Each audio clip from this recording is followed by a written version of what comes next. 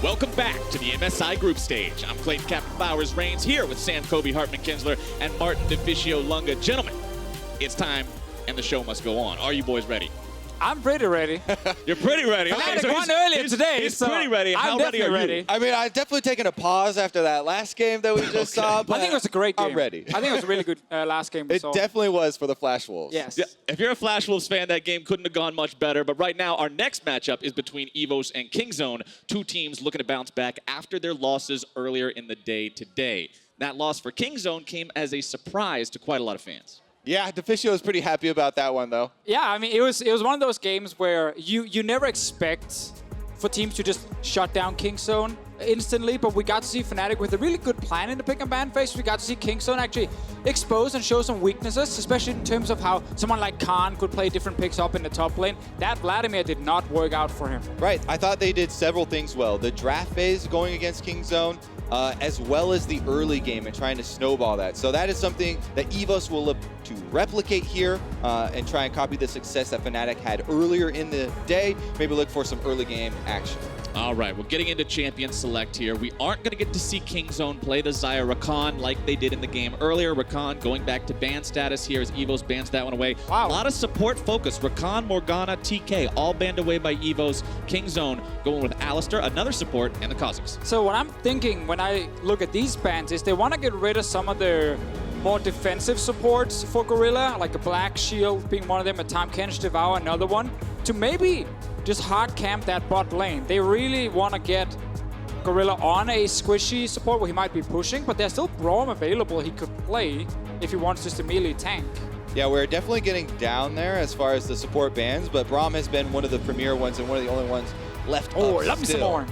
All right, well, Ornn is locked in for EVOS, and if you look at the other bans for Kingzone, of course, Kha'Zix and Graves, two of the big viable carry junglers right now, kept out of the hands of YiJin. Well, we saw YiJin, of course, play the Zac yesterday against Team Liquid, which was very effective in a all-in team fight comp. And when you first pick the Ornn, you're kind of already telling everyone that you want to team fight, and I think Ornn has become the best top lane pick right now for most teams because he's very easy to execute, and he just allows you to draft these big 5-on-5 comps. And while we did see, you know, the Ornn success Whippo was able to show versus Khan earlier in the day, that was after they had already gotten, you know, Khan onto the Vladimir. Khan has a lot more options this time around. Plus, Peanut is on Trundle. You know, good duelist jungle, lot more early control.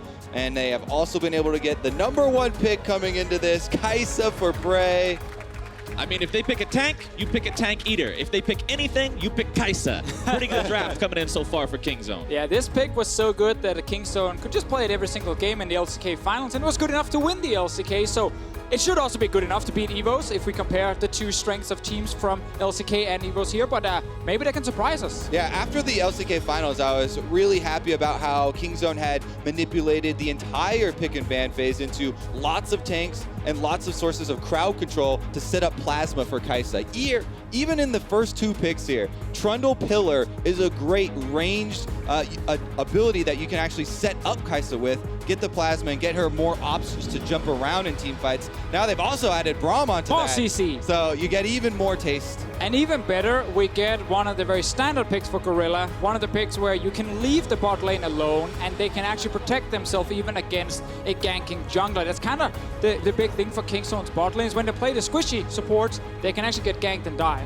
Or they can actually, even as we already saw when he was on Kai'Sa, they can focus bottom lane. We're so used to them just leaving Gorilla and letting Gorilla, you know, go low econ. But if you have a Kai'Sa, you can also funnel extra money into this and have him carry super hard. Now, I am also really happy, actually, with what EVOS is doing on their side, because I think Ornn, as we highlighted before, great top lane pick for them. And Varus down in the bot lane has been a very successful champion already doing MSI, because he allows you to play around bottom side with CC from your AD carry, and then chain that with CC from a Thresh. Like, this really is them screaming, we want to attack the bot lane. And remember, Kai'Sa, as strong as she is, aside from the ultimate, doesn't have any hard repositioning tools like dashes or blinks as we go through. And now, the Illaoi locked in for Khan. Oh, Illaoi is so good into tanks because she gets to heal off them, can do percentage damages, and we'll see what Khan can do with this one, especially with a Trundle as the jungle backing him up. So I'm gonna say Kingzone will play towards top side. I think they're leaving poor Gorilla and Prey alone on the bottom side. It just two completely different styles in this pick and ban phase. One team focusing on the bottom lane with the Varus and Thresh, and the other team defensive on that side, but extremely aggressive around Khan up there. And this is not a pick we have seen from Khan all year long, but it fits the style Kingzone has been playing so often. See if that one could work out for Khan there in the top lane. We already mentioned he had a pretty rough game one here today. We'll see if the Illaoi can make up for it, as EVOS will lock in the Lee Sin. They got rid of the Graves, they got rid of the Kha'Zix. They were trying to keep him away from carries, but he's got another one lined up and ready to go to round out this roster that also locked in the Taliyah moments ago. I mean, Lee Sin definitely rising in popularity recently. It definitely requires a high execution, though. We're going to have to see him making use of the mobility. That's the advantage that you have with this champion. It allows you to make good choices. But if you go into straight up, hand-to-hand combat, then you're going to lose if you don't use the extra mobility to your advantage to create a good situation. Man. You gotta gank. That's the thing. Taliyah as well, roaming towards that bottom side once again. Like, there are just so many tools to create an aggressive early to mid game on one side, and there's just the split pushing Illaoi on the other one from King. So they can also, of course, walk into a late game team fight, pop a 5-man ulti, and then smack, you win the whole thing. Yeah, a 1 versus 1 with Illaoi, any tank basically versus Illaoi is just it feels like there's nothing you can do. It feels so futile because she can just easily control that lane so well. So we're gonna have to see if this all-in focus from EVOS towards the bottom side of the map will come to anything. I mean, when people think of the VCS, they think of what we saw last year from the Gigabyte Marines. They think of this aggressive play style. And when you see champions like Taliyah, like Thresh, like Lee Sin, that kind of playmaking, it gets you excited to see exactly how they're going to play that out, especially against a team like Kingzone that coming into this, and especially after the performances yesterday, a lot of people were looking at it and saying, wow, how do you even deal with these guys? And then today, they got to see a little bit of kryptonite in their game against Fnatic. So we'll see if that can continue. I mean, I think also just during the split, people have shown ways you could get advantages against them, or you could beat them. It's not like they're the absolute perfect team. A lot of it depends on the pick and ban phase and what style they end up playing with. Is it Khan on this physical bruiser in the top lane that you can play around that he tends to execute almost perfectly? Well, it is in this one. It wasn't earlier today with the Vladimir top. So it is Kingzone just going back towards what really has worked during the LCK split. And Prey and Gorilla, of course, kind of left on their own. You talked during the lobby, during pick and ban, about how it looked like with the Illaoi locked in, Prey and Gorilla probably wouldn't be the focus early on in this game from Kingzone. So we'll see if they can survive being left alone here in this second game of the day. Check the minimap right now. Can we hover up to Slay and RonOP in the top lane? Because they're actually moving in. Do some special level 1 strategies. Fnatic found success in the first game, invading level 1 against Kingzone. They're doing it now. Here we go. Khan trying to get away from this one. RonOP will not go for any kind of a hook there. Of course, going for the hook at level 1 can not be ideal for your laning pattern, so he'll just continue having no ability skill just yet. Kingzone will engage nothing but invade the bottom lane, bottom jungle, I should say, getting a little bit of vision down, as you can hear the crowd getting excited from both sides. Yeah, it's getting me excited when they start chanting during level 1 invades and you're hoping for some action there. Nobody runs into each other, but they do get the deep wards down, and Kingzone has done the counter invade on the opposite side of the map here at the red buff. Oh, they're heading down to fight this one, but it's Kingzone with all the vision control. YiJin is spotted on the ward. And Kingzone do have a Braum as well, which brings quite a lot of careful. Kingzone has been found out here. 3 members in the enemy jungle. BDD tosses over that empowered Q. Not going to find much with it, but there will be a contest over the red buff here. 3 versus 3. The Kathian Rain will find a little bit of damage down onto RonOP, but Kingzone will back themselves away. Another small little thing here was also the ward being placed up there in the river towards the top lane from Kingzone. It actually meant they could see that it was not going to be a lane swap because they saw the recall from the Varus. They knew it was going to be on the bottom side, and they could kind of react accordingly. Plus, what Kingzone were thinking here with invading on this red side, trying to deny that red from the Lee Sin, was then they could actually protect their bottom lane a little bit and keep the Lee Sin away from Prey and Gorilla. Right now, though, YiJin has gone red to red It looks like he will be able to steal this away from Peanut. And that is the thing about Kingzone trying to go in and steal away that opponent red buff at the start. It did put Peanut a little bit behind in terms of timing. He had to walk all the way back to his blue to start. That means YiJin has that small enough of a lead that he's able to invade, find that red for himself, and now maybe even look for something onto the immobile Illaoi here in the top lane. Khan knows something's a little bit funny, knows that YiJin's on this side of the map, will get himself back in time, put some damage down onto him there, and YiJin backs off. A little bit of poke, of course, just onto Khan. Meanwhile, down the bottom lane, because Slay and RonOP had to stay and secure the red buff, Prey and Gorilla made it back to bot lane earlier, picked up a bunch of CS that Slay ended up missing out on, so he's actually slightly behind in experience, and this is pretty big for the Kai'Sa here early game, not just getting pushed in and suddenly enemy team getting level 2 with a Thresh who can then set up an all-in. It's actually pretty important for them to make sure they can just stay very safe. And of course, Slay and RonOP got set a little bit behind because of it. Yeah, Peanut finishes up most of the Raptors as well. Leaves one of the small chickens there left over to delay the respawn time of that camp. It being one of the most fruitful to take with lots of experience and gold in it, trying to dissuade YiJin from heading to the bottom side. Scuttle Crab also picked up for him. Meanwhile, since Lee Sin has been controlling top side of the map, you know, Ornn was able to get back over to the lane, push it back out to even, and he'll get the opposite Scuttle. And YiJin will just pick this one up for himself as the top lane star continues to push in for now. We talked about how the matchup against Illaoi can feel pretty bad for a lot of tanks, but Ornn also has a lot of tools in the kit. As long as he can avoid the test of spirit, he can still push and play pretty well. Yeah, the problem here for a lot of tanks is since tanks will inherently have low damage, and Illaoi, with each tentacle that hits a champion, she'll heal 5% of her missing health. So it becomes very difficult for tanks to finish off, you know, any sort of fights with Illaoi. In addition to her also being able to use the Harsh Lesson to take away maximum HP as well. It's really easy to hit as well when it's a melee champion who walks in and starts smacking you in the face. You can just connect that, get the ghost and start hitting that in the face. And also with Klepto, you can get a ton of extra gold because of it. But Peanut's first gank is actually towards the bottom side here. Flash already coming out. Slay potentially going to be stunned up here. It does come out. Already trying to get away, utilizing the lantern. Now having a flash out, getting himself back. Exhaust comes down. TP going to be channeled here now for EVOS. Looking to cut off the escape by Kingzone. Stark finds his way here into the fight now. BDD also making his way in. Stark going to be taken incredibly low. Tries to find the shield. Having a flash out now himself. BDD will also flash away. It's summoners left, right, and center. As Peanut will now be found out by YiJin there in the river. Goes to the Sonic Wave. Resonating Strike also coming through. Warzone looking to finish this one off. Arrow over the wall. Won't find it. But the fight continues as Warzone now backs away. Gorilla potentially in some trouble. RonOP looking to find the hook. They jump back in. They find the damage on a Gorilla and first blood. And during for EVOS. All of that, Khan pushed the lane, then he recalled back to the base, and he was looking for an opening to teleport, but he never teleports bottom. Kingzone make the call that this is a lost cause on the bottom side, and EVOS get first blood. But everything that happened there early game in the bot lane actually suddenly meant we had Slay and RonOP pushing forward. Peanut realized, okay, I don't need to go top yet. I can walk down bot lane.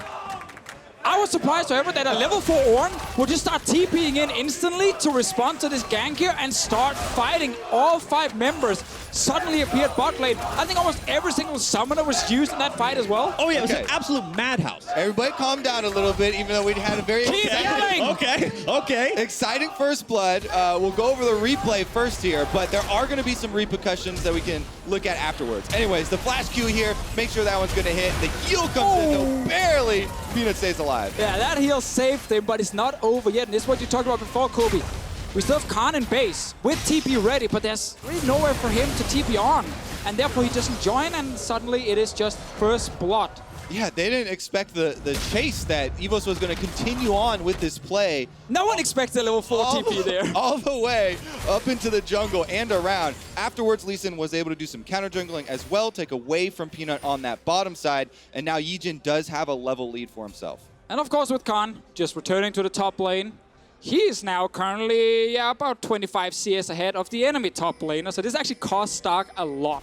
Those were the repercussions I was going to talk about when the replay is about to come up. It's already a horrible matchup for an Ornn to try and lane against Illaoi, but with this giant lead, there is going to be no chance that he gains any sort of ground. So EVOS know that this is a very weak point for them on the map, and they should probably continue to focus anywhere but the top side. especially since it's an Infernal Drake, because you get to a situation where, because it's a double melee up there, even if Lee Sin went to try and gank Khan, Illaoi can turn that around into a double kill, her having availability of her ultimate. Taliyah? Here it goes, though. Taliyah. Taliyah coming up. Warzone looking to make this one happen. But the damage comes in. Well, it's not a double kill, but he does get a 2v1 kill.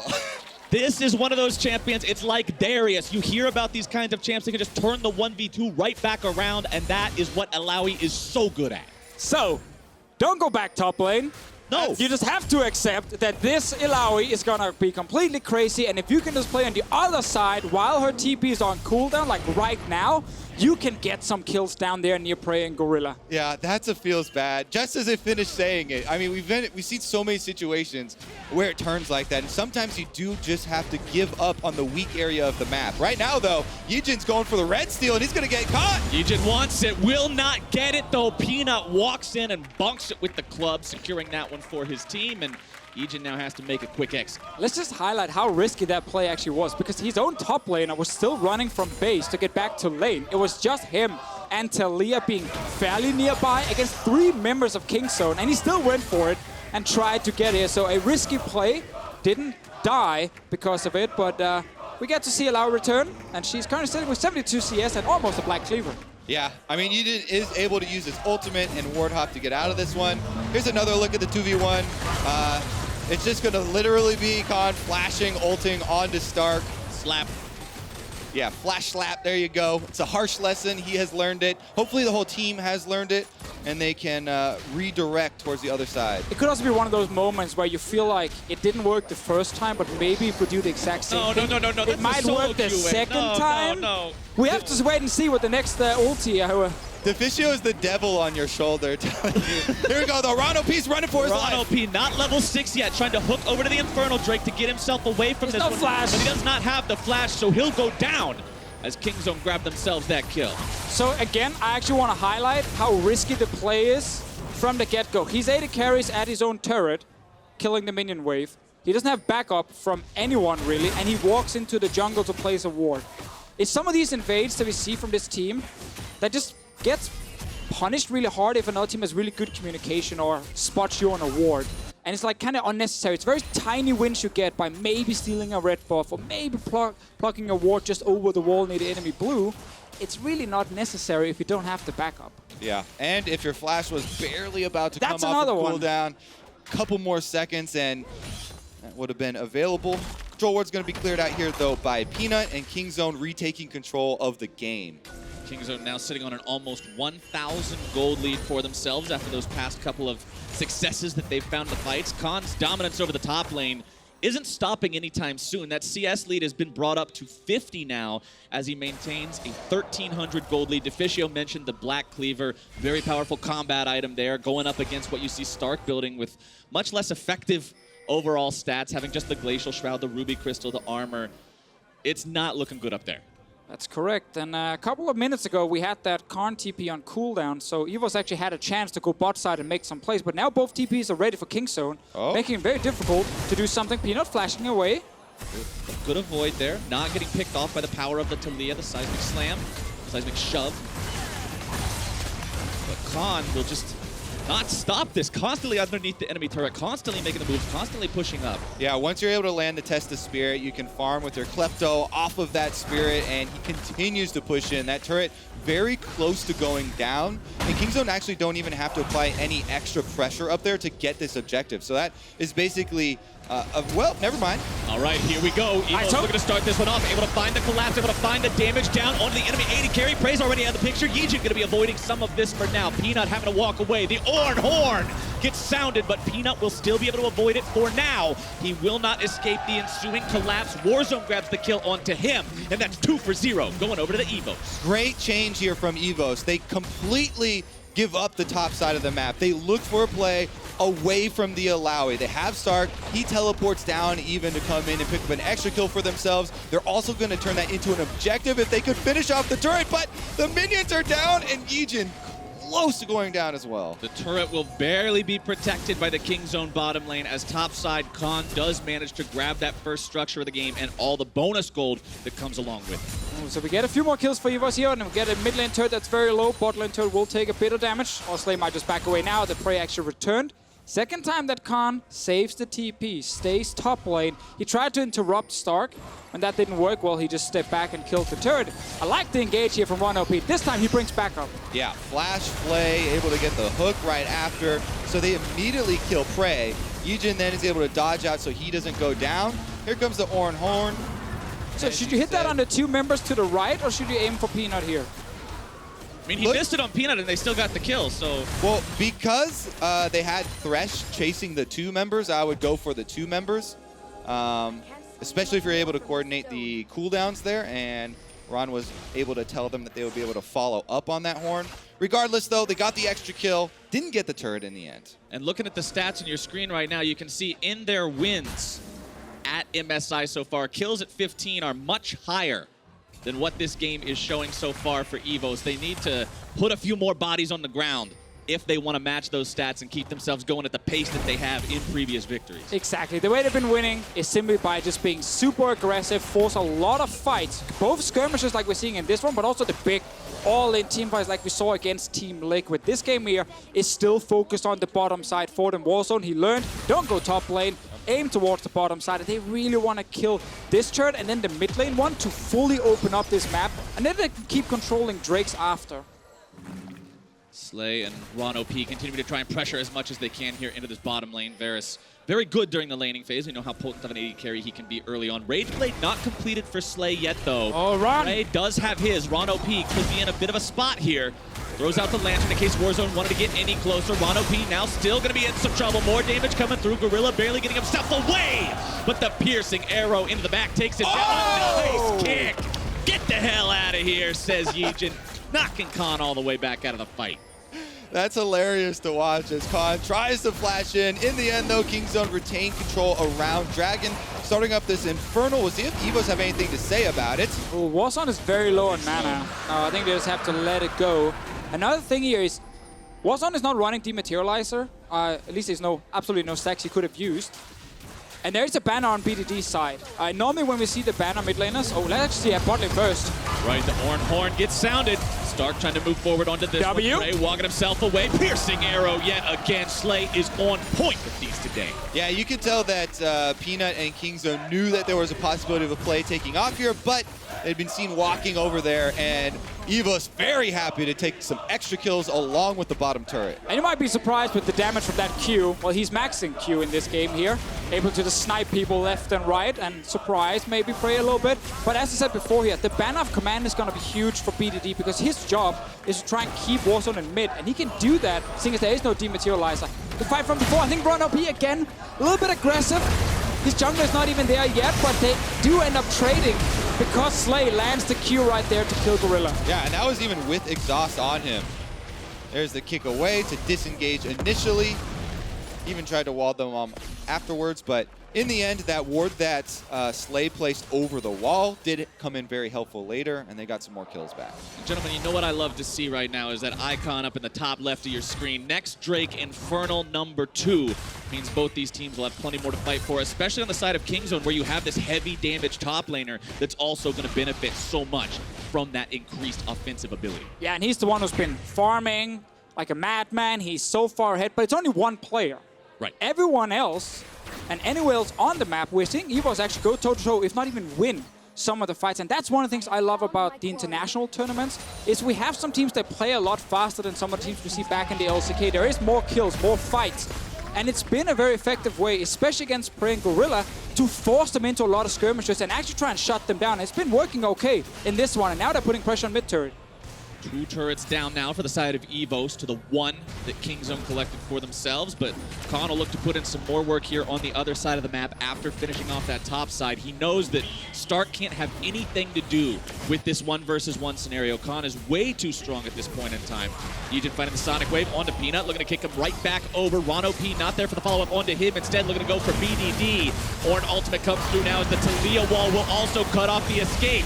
Turret goes down bottom side, but it's still going to be Kingzone who's in trouble here in the mid lane. YiJin almost drops but almost not going to do it. It's 2 for 0 going over to EVOS. Again, the right idea here, EVOS. They know this is an untenable situation with this Illaoi bottom, so you have to make plays elsewhere on the map. And with Khan committing to the split push down bottom, EVOS are barely able to get a couple more kills and push on the turret.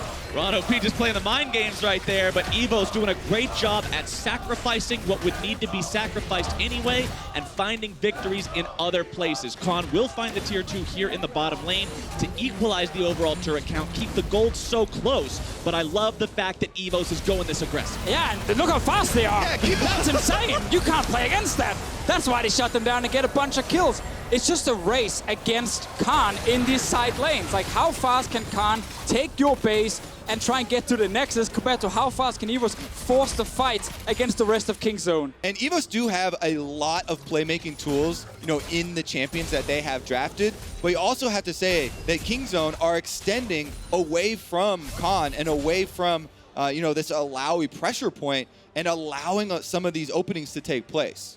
And on your screen right now, you can see, even though this game, 3-7, isn't an ideal score for Kingzone, when you compare this to the loss they suffered earlier today against Fnatic, the gold difference is far, far different from what we see in this game. Yes, they're behind, but it's 100 gold compared to the 6,000 that they were just a minute and a half from now in that first game. I love how EVOS are staying proactive here and continuing to look for these opportunities. Now, if they're able to control vision a bit more, they could actually, really snowball this effectively on the top side of the map. But right now, Kingzone have still been able to keep up a decent amount of wards, and they do see that the Rift Herald going down here means that top turret is going to be the next point. But look at the minimap. This just describes the game perfectly. Khan is literally hitting their inhib turret while they're killing a Rift Herald 19 minutes into the game. This Illaoi is unstoppable, but it doesn't matter as long as the rest of the team can play this proactive. Yeah, you can keep running away from the Illaoi until she gets to your Nexus. Yeah, that's when you start reacting. At that point, you're going to have to Oh, she's TPing in. She canceled. All right, TP canceled is a pretty big, important resource to They can not fight have now. available They can on fight. the side of Kingzone. The wall is going to be coming through. Shelly makes her way into the fight. Turret's still going to be holding on for now. Once that drops, you'll likely see the engage here. EVOS, RonOP able to time that one perfectly. Goes in, drops the box, backing himself away. A nice kick back, able to find Gorilla, going to be taken low. But it's YiJin who drops first. Prey making his escape now as Warzone will continue forward with the threaded volley. Nothing else going to be found. Shelly still alive. Slay wants to continue this pressure, pushing up further, firing a single arrow. Shelly going to be tanking this one for just a moment. Oh, that hook was so close on the BDD. Oh, yeah. YiJin really wanted to kick in Prey there, but actually kicks in the Braum. So Another one? They only go a little bit even. But with Khan still occupied bottom and with no teleport available, EVOS is not willing to back away just yet. They want the tier 2 in the top lane. They know they have to trade like this. Speaking of trades, it's Prey in mid taking down the tier 1. 5-4 turret count still. We have structures just dropping all over this map. It's all over the place, but we're watching EVOS here go toe-to-toe against Kingzone. Coming into this group stage, the first game we see them play is against Flash Rolls. They get absolutely destroyed. 25 minutes in, they're down like 20k gold. Looks like they don't even belong in the group stages, but then they bounce back, beat Team Liquid, and now they're playing against Kingzone here. They're being super active, they're finding great engages, and they just never slow down.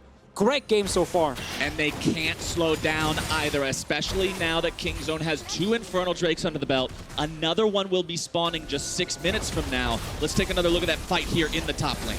And they have done such a good job of using their abilities to kind of corral Kingzone and force them into these fights. But yeah, the picture-in-picture here, we have them forcing again. Already starting Baron's down to 4,000 health. EVOS saying, all right, you want Prey to keep on going. Prey looking to jump in with the killer instinct. Going to be grabbed by the death sentence. Peanut over the wall, but it's secured by YiJin.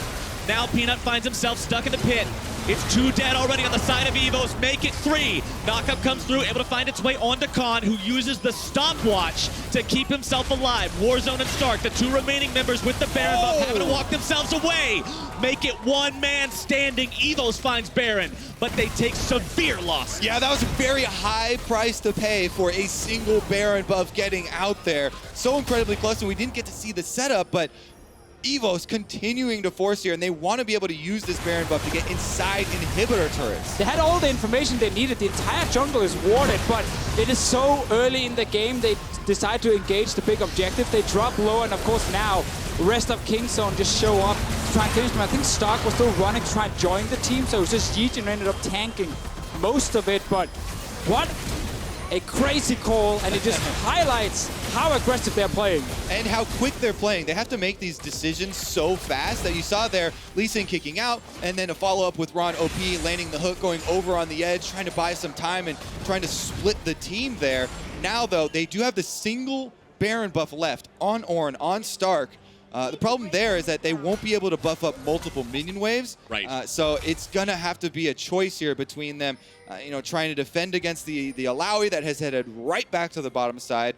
It is going to go right for the inhibitor turrets. And checking in on where we are, because we've made a point of demonstrating exactly how far ahead Khan is this entire game. 269 to 139 farm. He's got both Sterix Gauge and Guardian Angel. He's such a force of nature right now. And I think he has to join the team, because with a Baron buff, it's very hard to race. If EVOS group up as 5 members and try and actually push on the inhibitor turrets here, with the added power of the Baron pushing, Khan's not going to have a lot of time. Let's try and look at the min-map and see if Khan can find a ward he could potentially TP on in case a fight breaks out. There's a couple, a red one behind. Yeah, Kingston just pinged the one in mid. He's on the inhib turret now. EVOS are going straight for the turret. They need to all in for it here.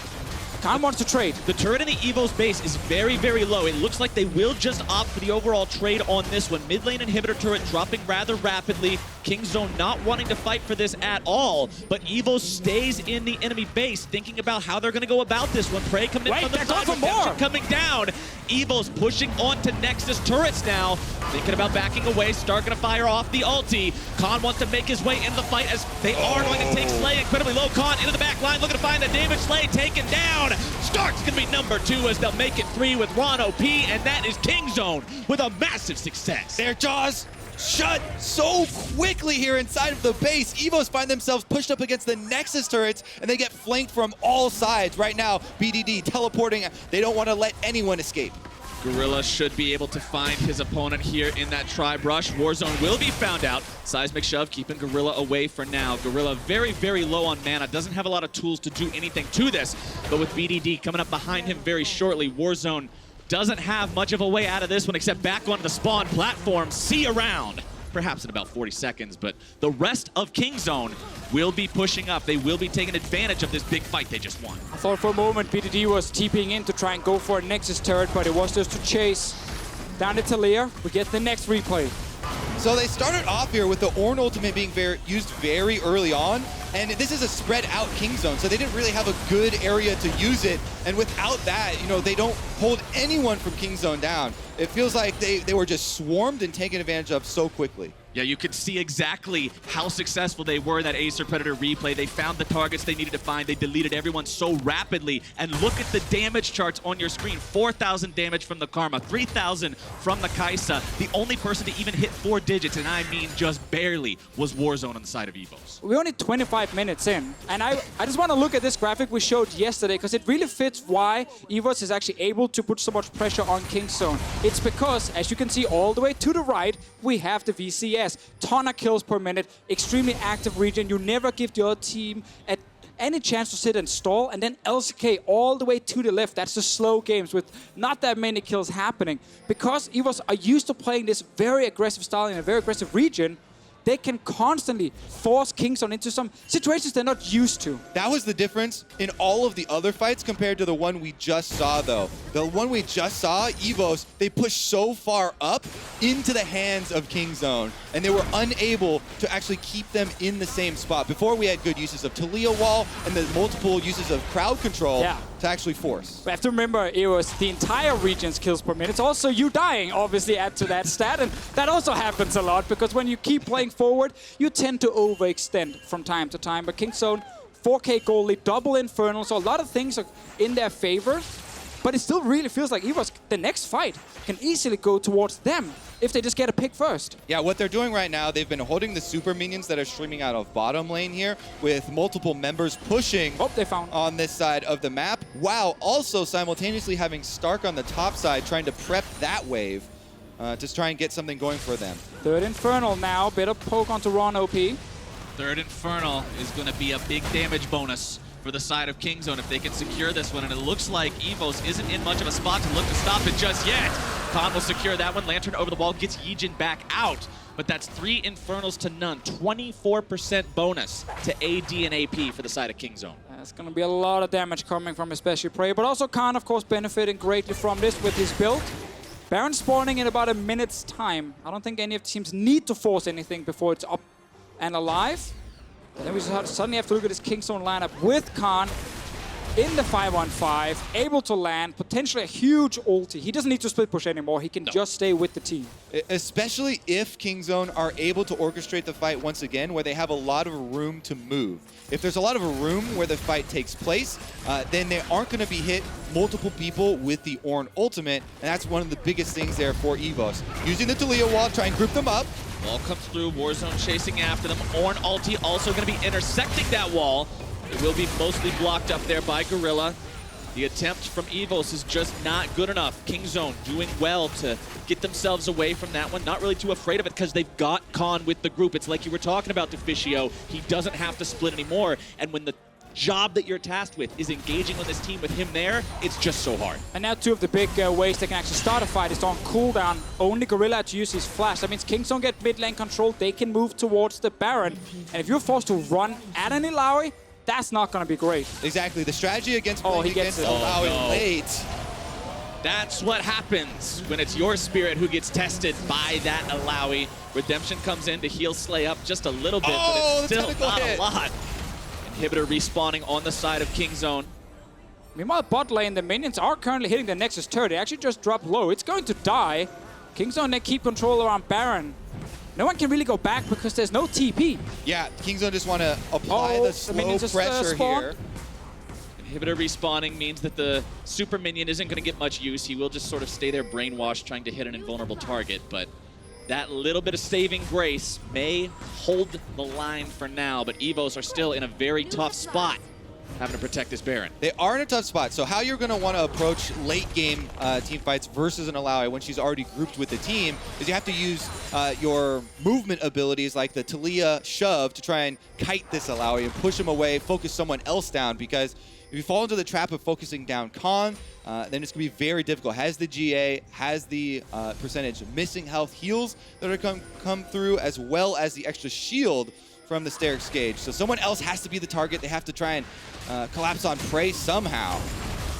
Find a death sentence, but it's every not time going to do a lot. Not even a death sentence, a piercing arrow, I should say, is Slay again going to be taken below half health just from landing the Test of Spirit and blasting that little spirit apparition thing that appears from it. You can put so much damage down. Ornn ultimate being used as a disengage with multiple members of EVOS down to about half HP. That looks like the green light for Kingzone to go to Baron. Yeah, when they have to use the Ornn ultimate as a defensive ability there, that is a very bad sign.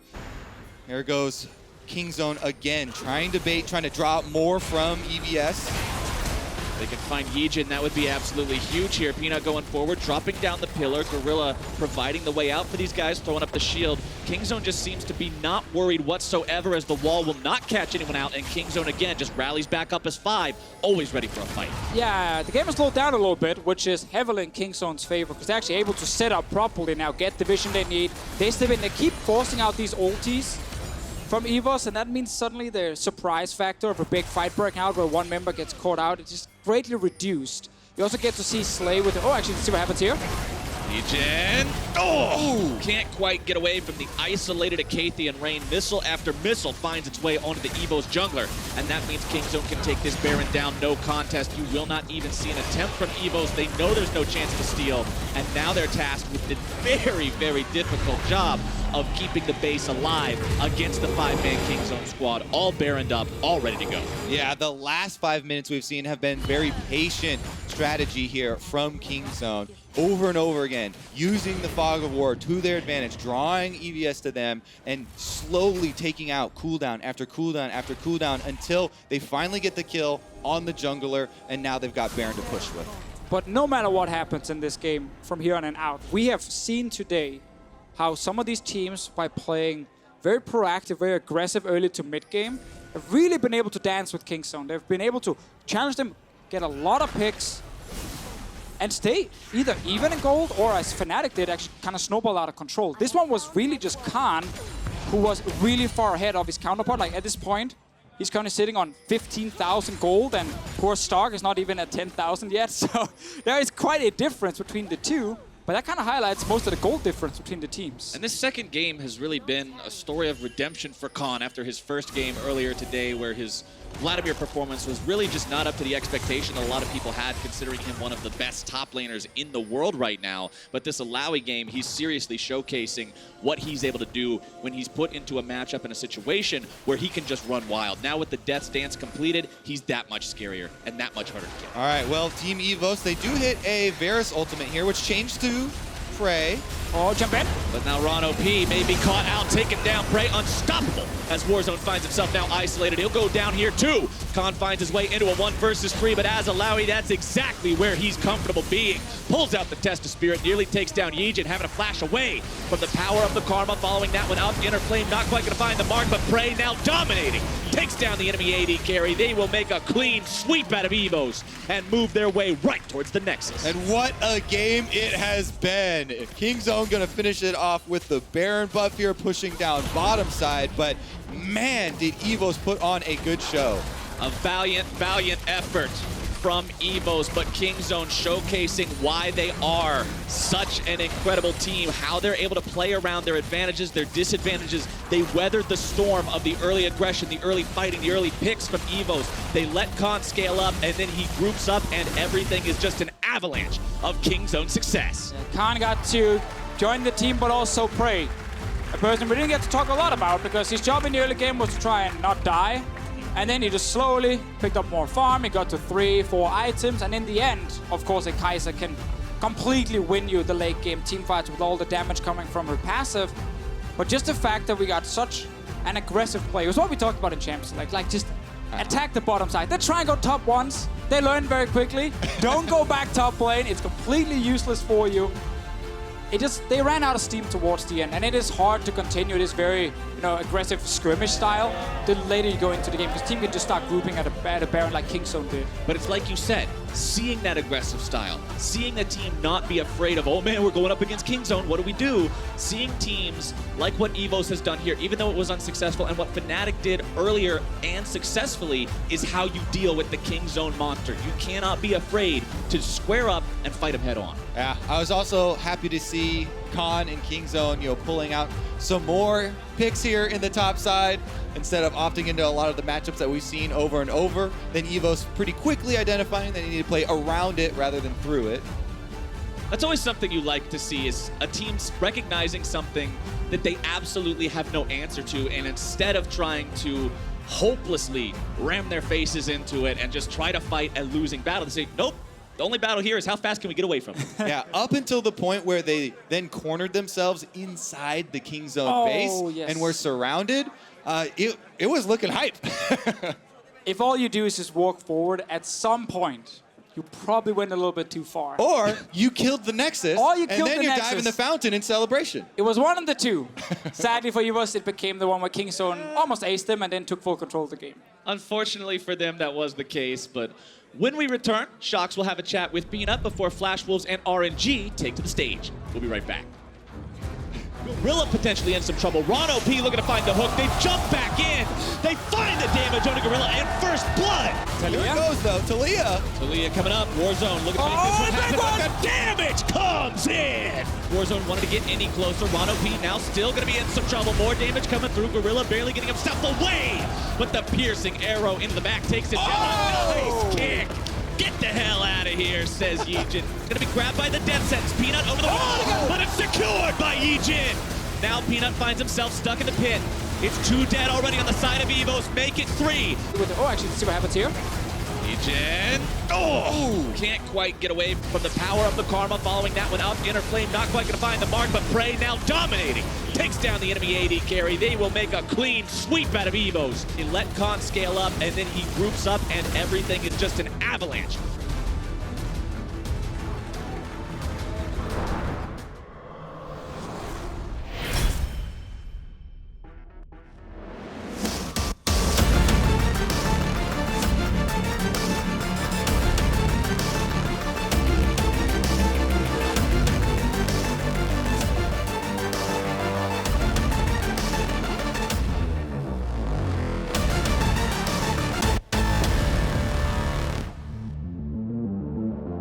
Predator, proud partner and official monitor provider.